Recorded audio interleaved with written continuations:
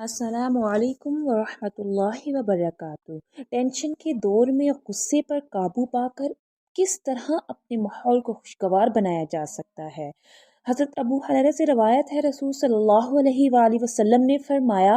پہلوان اور طاقتور وہ شخص نہیں جو دوسرے کو بچھاڑ دے، بلکہ طاقتور وہ ہے جو غصے کے وقت اپنے آپ پر قابو پا لے۔ انسان جب اپنے مزاج، خیالات، اصولوں اور خواہشات کے خلاف کوئی بات ہوتی دیکھتا ہے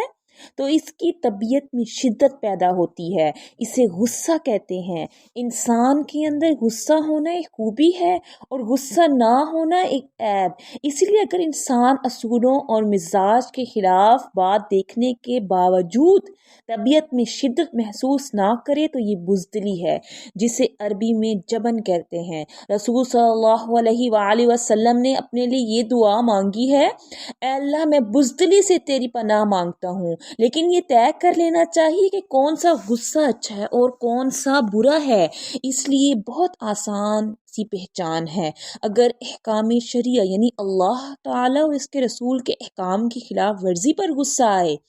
تو وہ بہت اچھا ہے، لیکن اس غصے پر عمل اور غصے کا اظہار بھی احکام شریعہ کے مطابق ہونا ضروری ہے، ورنہ یہ غصہ بھی وبال بن سکتا ہے، جیسے اولاد کے نماز نہ پڑھنے پر غصہ آنا، ان کی نافرمانی پر غصہ آنا، دوسرے لوگوں کو اسلامی احکامات کے خلاف عمل کرتے دیکھ کر غصہ آنا۔ یہ غصہ کمال ایمان کی علامت ہے۔ اس بارے میں آپ نے یہ ہدایات دی کہ اگر تم میں سے کوئی برائی ہوتے دیکھے تو اپنے ہاتھ سے روکے، اگر اس کی طاقت نہ ہو تو زبان سے روکے، اگر یہ بھی نہ کر سکتا ہو تو کم از کم اس برائی کو دل سے برا سمجھے، اور اگر غصہ اپنے مفاد یا اپنے خیالات، ذاتی اصولوں اور ذاتی خواہشات کے خلاف ہوتا دیکھ کر غصہ آئے تو اس غصے کو دبا دینا اور بجانا ضروری ہے۔ یعنی غصہ برا ہے۔ قرآن حکیم میں متقین کی صفات بیان کرتے ہوئے ایک صفت یہ بتائی،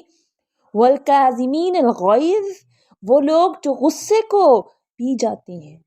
معلوم ہوا کہ انسان کے اندر غصہ ہونا چاہیے، لیکن متقی خوبی یہ ہے کہ وہ اس پر قابو رکھتا ہے۔ شریعت میں جس غصے کی ممانعت اور اس کی برائی بیان کی گئی ہے، اس سے مراد وہی غصہ ہے جو نفسانیت کی وجہ سے ہو، اور اس غصے میں مبتلا ہو کر انسان اللہ تعالیٰ کی حدود سے تجاوز کر جائے اور احکام شریعت کا پابند نہ رہے۔ لیکن جو غصہ اللہ کی خاطر ہو، حدود الہی سے تجاوز نہ ہو، تو یہ کمال ایمان کی نشانی اور جلال خداوندی کا عکس ہے۔ اب ہم اگر اپنی زندگی کا جائزہ لیں تو معلوم ہوگا ہمیں شاید 5-6% ہی جائز غصہ آتا ہو، ورنہ معاشرے میں عموماً ذاتی مفاد، ذاتی خواہشات، ذاتی اصولوں کے خلاف ہوتا دیکھ کر ہی غصہ آتا ہے،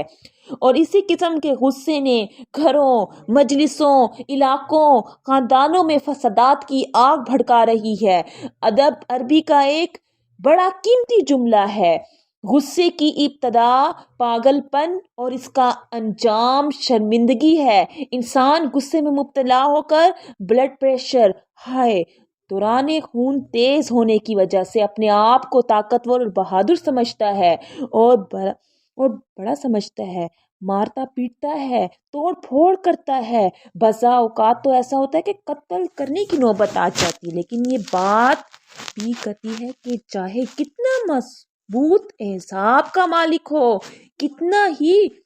اچھا قلب ہو، آخرکار اپنے کیے پر شرمندہ ضرور ہونا ہوتا ہے۔ اسی لیے رسول صلی اللہ علیہ وآلہ وسلم نے فرمایا، بہادر وہ نہیں جو دوسرے کو پچھاڑ دے، بلکہ بہادر وہ ہے جو غصے کے وقت اپنے آپ پر قابو پا لے۔ غصے کے وقت اپنے آپ پر قابو پانے کے رسول صلی اللہ علیہ وسلم نے فرمایا، جب تم میں سے کوئی غصہ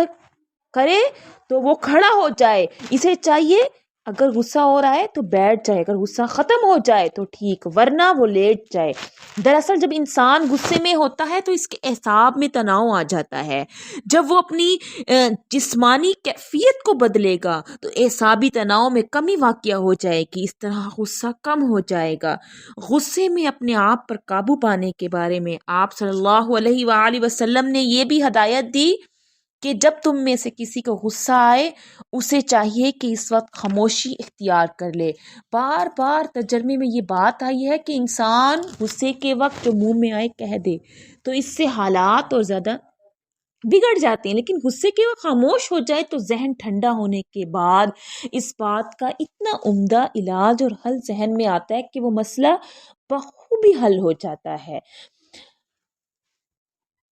اللہ رب العزت ہمیں جائز غصے میں شرعی حدود سے تجاوز کرنے سے محفوظ فرمائے اور ناجائز غصے میں اپنے آپ پر قابو پانے کی توفیق عطا فرمائے، تاکہ ہمارے محلے، گھر، خاندان اور پورا معاشرہ اس سکون کا گہوارہ بن جائے اور آخرت میں ان تمام انعامات سے فیضیاب ہوں۔ آمین یا رب العالمین۔